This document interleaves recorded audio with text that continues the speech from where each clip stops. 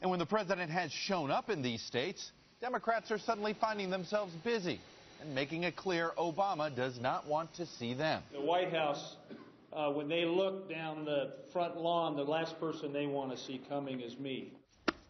Okay, Mark Udall. Anyway, don't laugh too loud there, Amy. Sorry. But Ramesh, Jim Talent on this program in 2006 in a heated debate with Claire McCaskill talked about all the things he differed from President Bush.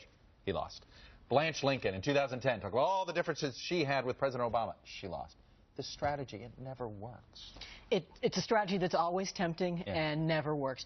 And as you know, we just saw with that segment, it's not just in red states that voted for Romney. Right now, right, Colorado. Obama won that twice, and Mark Udall is trying to distance himself. And the reason is Obama, in the latest poll in Colorado, 36% approval. But, you know, this is also sort of the depressing part, right, where we have Americans that say, you know what, we want a Congress that compromises. We want people to get things done. And guess who they vote out?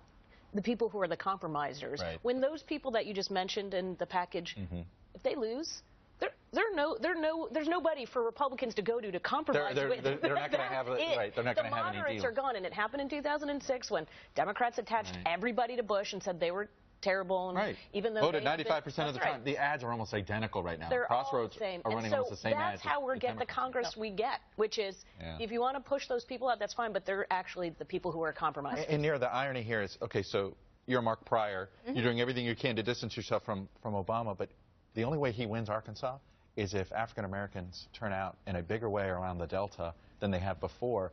So the strategy actually can work against his own coalition. There's definitely a squeeze play between moderates and base voters in this. But I have to say, in Colorado, I think we're going to win Colorado, or Democrats. Do you think they're winning it because Mark Udall is strikes so much fear into the hearts of Barack Obama on the West Wing Drive? But he's doing that for Latino voters.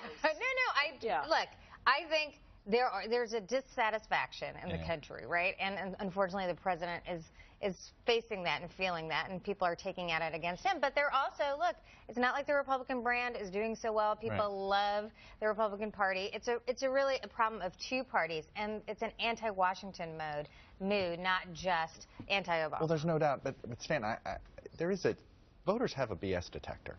And when they see these guys suddenly do this, especially some, you see some of them, you're like, well, they rode the coattails of this president. It's like, that's what hurt Talent, right? They were all Republicans rode the 2002 coattails of Bush, and then they suddenly tried to run away. Well, in an election like this, you're not going to get a lot of middle-of-the-road voters. This is not that time, right? I mean, there's no big polarizing issue. Which makes this sort of a silly weight. It should be a base. You need the margins, right? You need those groups on the outside, and all those votes will count. And if you're not trying to bring them in, and it's this is the corollary to also running against your time in Washington. And you see that over and over again, and these guys always lose, whereas those that say, I brought home all this bacon, are like Mary Landrieu, who's now in a very good position where she maybe shouldn't be. And so it's an odd decision. And the thing is, 1 out of 10 it works for, and everybody says, oh, see, that strategy worked. 9 out of 10 it didn't. All right, very quickly, before we go, time for our fun segment here.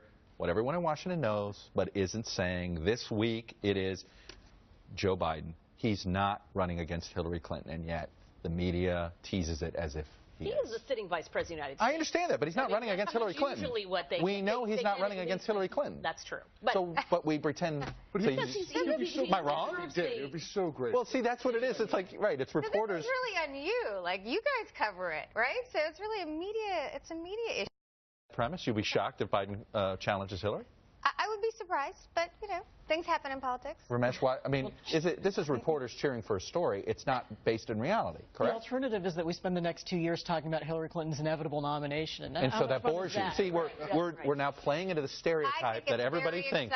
I think that's very exciting. But that is. This is actually, in all honesty, I think it becomes a media trust issue a little bit. We're almost playing into a stereotype. True. Although, again, like with Joe Biden, he's sort of media crack, right? I mean, he goes out there, he says all this crazy stuff, and he's sort of hilarious, and people look at him, and you're like, what is going on with this guy? And you want him to run. By the way, you call him media crack. Biden for laughs. I was just going to say, is Biden, though, but isn't he like W? Like, people, they don't get offended by his gaffes the way they did. It's just like W, right? Yeah, there's a certain lovability to it. Some people get offended by W. All right. I got to leave it there. I got to leave it there. That's all for today. No program next week due to NBC Sports coverage of the Ryder Cup. Go America. We got to get that thing back, right? We'll return in 2 weeks. With a bit of luck, we're going to have a shiny new set. Because remember, if it's Sunday, it's Meet the Press.